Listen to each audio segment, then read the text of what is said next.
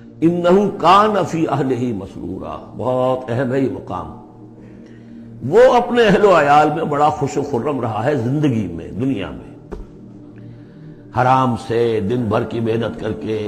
دیکھیے ایک بات آپ کو بتا دوں، اگر آپ اللہ کے دین کا حق ادا نہیں کر رہے تو چاہے 100% حلال سے کما رہے ہیں، حرام کھا رہے ہیں، اس لیے کہ اللہ کے دین کا حق آپ نے ادا نہیں کیا۔ وہ جو غصب کیا جا رہا ہے اللہ کا حق، وہ کہاں جائے گا جب تک کہ آپ وہ حق ادا نہ کریں جو دین کا ہے۔ اس اعتبار سے سمجھ لیجیے حرام اور حلال یہی نہیں ہے، حرام اور حلال کے بڑے مراتب ہیں۔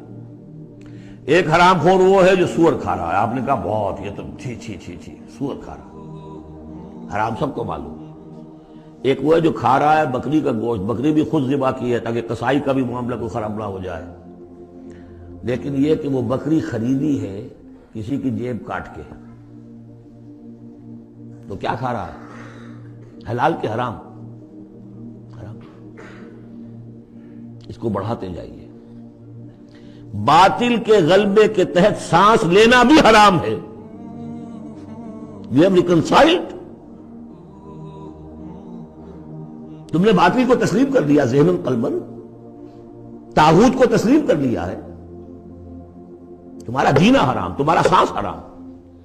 الا یہ کہ تن من دھن، اپنی صلاحیتوں کا صرف منیمم رکھا جائے اپنے لیے اور میکسیمم جو ہے خرچ کر دیا جائے اس نظام کو بدلنے کے لیے، وہ اس کا کفارہ ہو جائے گا۔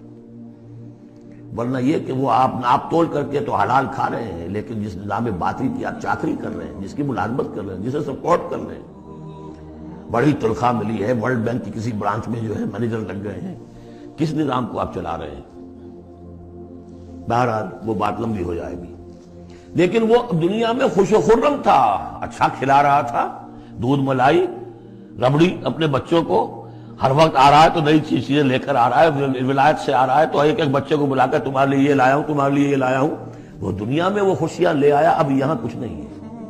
وہ اللہ کا بندہ جو دنیا میں ڈرتا رہا، انا کنا فی عہدنا مشفقون، ہم تو ڈرتے تھے کیا ہوگا، اللہ کے حضور میں روز کھڑا ہونا ہوگا، ان کے لیے یہاں آیا ینقلب الی اہلہ مسرورا، اب وہ لوٹے گا اللہ کی عدالت کی کٹہری سے اپنے گھر والوں کی طرف تو خوش و خرم ہوگا۔ اور یہ جو ہے یہ دنیا میں خوش و خرم رہا تھا اپنے اہل و عیال میں۔